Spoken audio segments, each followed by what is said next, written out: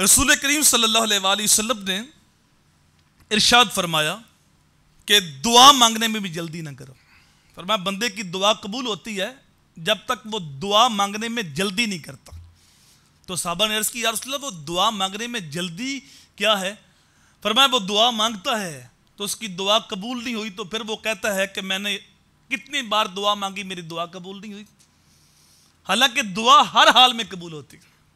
یہاں تو جو بندہ مانگتا ہے اس کو عطا کر دیا جاتا ہے, یا اس دعا کے بدلے کوئی مصیبت آنے والی ہوتی ہے وہ ٹل جاتی ہے, یا اس دعا کو آخرت میں ذخیرہ کر لیا جاتا ہے اور آخرت کے اندر اس کا صلہ دیا جاتا ہے. لیکن بندہ چونکہ جلد باز ہے پھر وہ اللہ پہ شکوہ کرنے بیٹھ جاتا ہے اور پھر وہ دعا کرنا چھوڑ دیتا ہے. تو میرے حضور نے فرمایا جب تک وہ دعا مانگنے میں جلدی نہیں کرتا رب اس کی دعا قبول کرتا. اللہ اکبر. بعض اوقات ہوتا ہے کہ انسان جلد بازی کے اندر اپنے لیے یا اپنے بچوں کے لیے بد دعا کر دیتا ہے. کوئی مشکل وقت آ گیا, مشکل گھڑی آ گئی, آزمائش کا مرحلہ آ گیا تو انسان جلد بازی کے اندر اپنی موت کی دعا کر دیتا ہے. بیٹا نافرمان ہو گیا, بیٹے سے کوئی غلطی ہو گئی تو ان کے لیے بد دعا کر دیتا ہے, اس کے لیے تباہی کی دعا کر دیتا ہے, غرق ہو تو مر جائے, اس طرح کے الفاظ بولتا ہے. تو حضور صلی اللہ علیہ وآلہ وسلم نے فرمایا کہ اپنے لیے, اپنی اولاد کے لیے, اپنے مال کے لیے کبھی بھی بد دعا نہ کیا کر. کبھی ایسا ہوتا کہ وہ قبولیت کا وقت ہوتا ہے تو جو تم کہتے ہو وہ فوراً قبول ہو جاتی ہے. تو کبھی بھی جلد بازی کے اندر اپنے لیے اور اپنے بچوں کے لیے بد دعا نہیں کرنی چاہیے, بلکہ تحمل کے ساتھ, بردباری کے ساتھ. اور یہ بردباری اللہ تعالیٰ کو بڑی پسند ہے.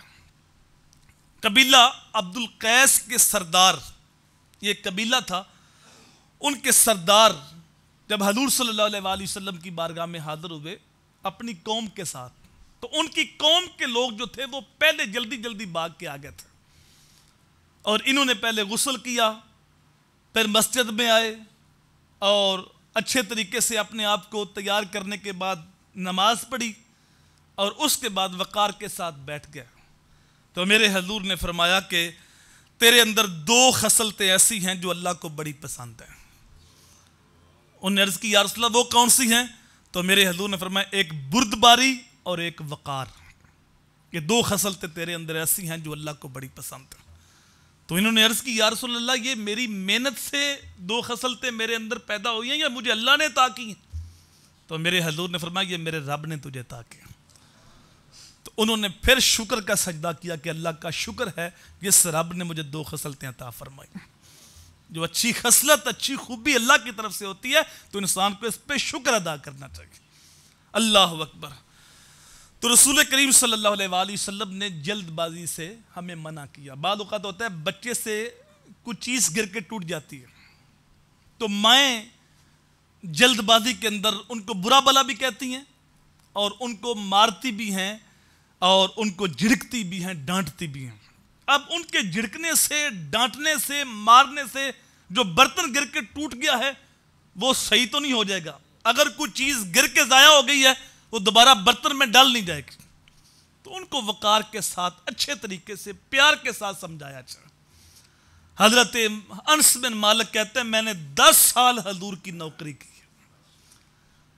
حضور نے ایک بار بھی مجھے نہیں ڈانٹا.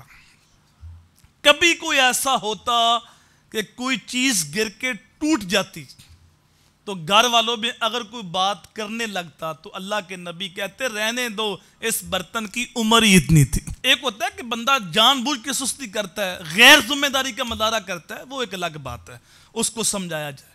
لیکن اگر کوئی بچے سے ایسی غلطی ہو گئی, کوئی چیز ٹوٹ گئی تو اس پہ ڈانٹ ڈپٹ کا انداز نہیں ہونا چاہیے بلکہ اس کو اچھے طریقے سے سمجھانا چاہیے.